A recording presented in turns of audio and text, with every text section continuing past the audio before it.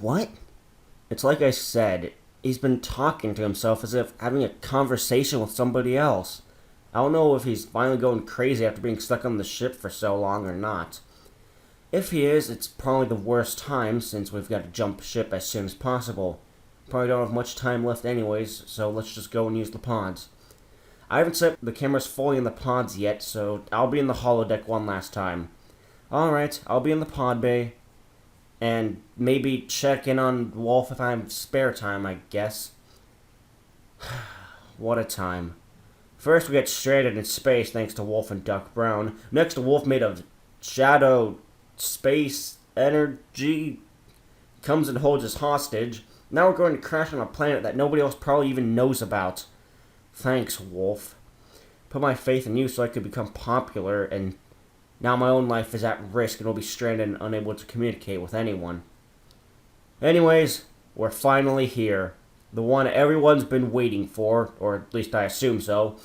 The final part of Halo Legends. The package. Whenever I remember the commercials for this thing, I always remember seeing the package the most. And that makes sense. It has the Chief plastered all over it, some cool action scenes, and the CG wasn't that bad for it.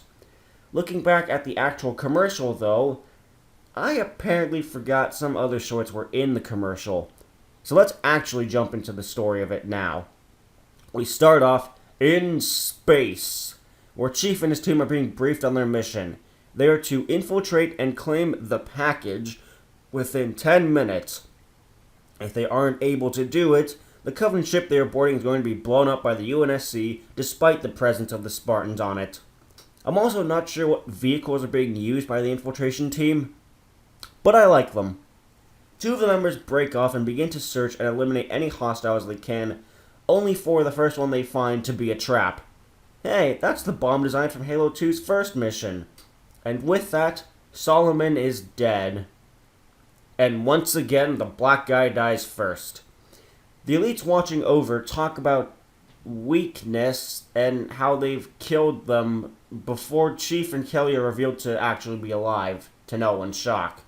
The Spartans go towards the flagship because of course the real package is on the main ship, which is heavily guarded. Kelly gets hit, so Arthur goes to flank and take the ones trailing them out, and dies in the process. Maybe that guy from the babysitter was right about being unimpressed by the Spartans. The remaining three easily break into the flagship after just unleashing all their missiles on it. So, now it's time for a land battle, with that kick-ass Halo music blaring in the background as these Spartans just tear through the enemy with ease. And hey, we get a first-person shot that looks a lot like the Halo 3's HUD. Cool reference. The teamwork of the last three is also pretty cool, probably because it reminds me of how I played the game when I was younger, where my friends would usually charge in on the enemy and I would be the one sniping or providing cover fire, if you will. Fred stays behind to fight the Covenant, so that way the Chief and Kelly don't slow down with the mission since they're running out of time. Too bad the commander of the Covenant just separates the ship into two, just to try to slow down Kelly and the Chief, leaving the Chief to deal with the final Covenant alone since Kelly got stuck in space after the ship separated, and threw Chief across so he could complete the mission. Chief makes it to the package, finding Catherine Halsey, or Dr. Halsey, one of the main heads for the Spartan program. Like the one best girl Daisy was forced to be in after she was replaced by a clone. I don't know why she was in cryo sleep for this, or also why she appears to be even younger than before in this mission, but oh well. She gives us small references, one of them being Cortana's line, "Don't make a girl a promise if you know you can't keep it." Upon leaving, the Chief comes face to face with the Major Elite, who, according to the commander, was a coward apparently, and also the one who most likely killed Fred, since the Major is here, Fred isn't, and he was fighting Fred earlier. He throws the Chief an energy blade, challenging him to an honorable duel. Which is pretty cool, honestly. I'm all for the energy sword being used more like a sword, rather than the instant kill weapon it is in the games. Sucks this duel is called off by the commander because he chooses to warp out of the area and takes the Major with him. For some reason.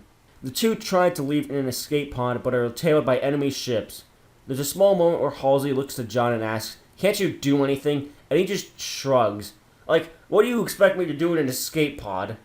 But they are saved by Fred and Kelly because they somehow survived and made it out in time and then saved again by the UNSC.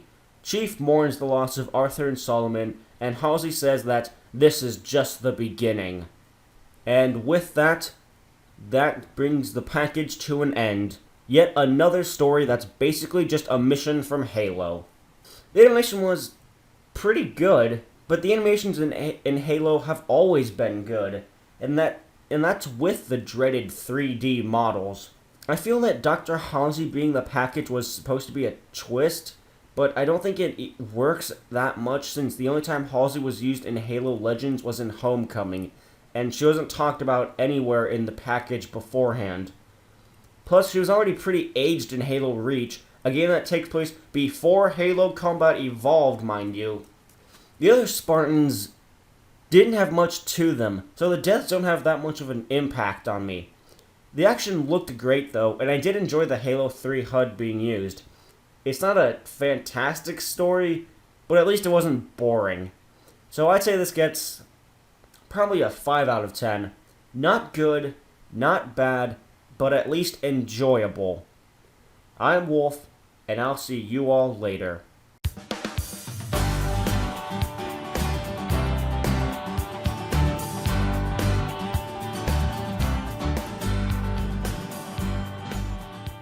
Warning. Warning. Rapid descent increasing. Failure to eject in 1 minute will risk compromising the escape pod's integrity. At least I won't hear you anymore. I heard that. Stop arguing with the computer and let's just leave.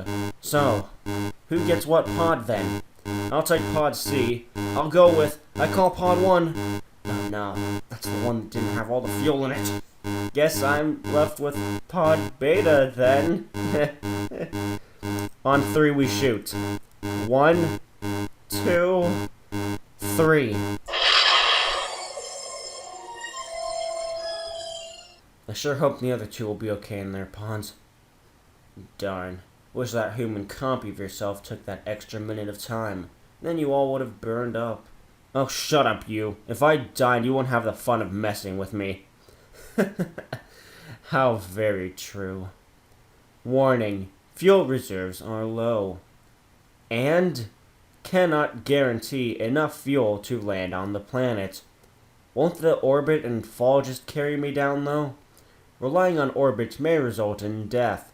Pod trajectory did not shoot Pod Beta out closer to the planet, but away and into space. So, what does that entail? Chances of drifting in space are very high. Drifting in space? There's not enough food on these things. Does that mean I was not programmed to provide therapeutic help? Any emotional breakdowns are to be worked out by others. Good luck.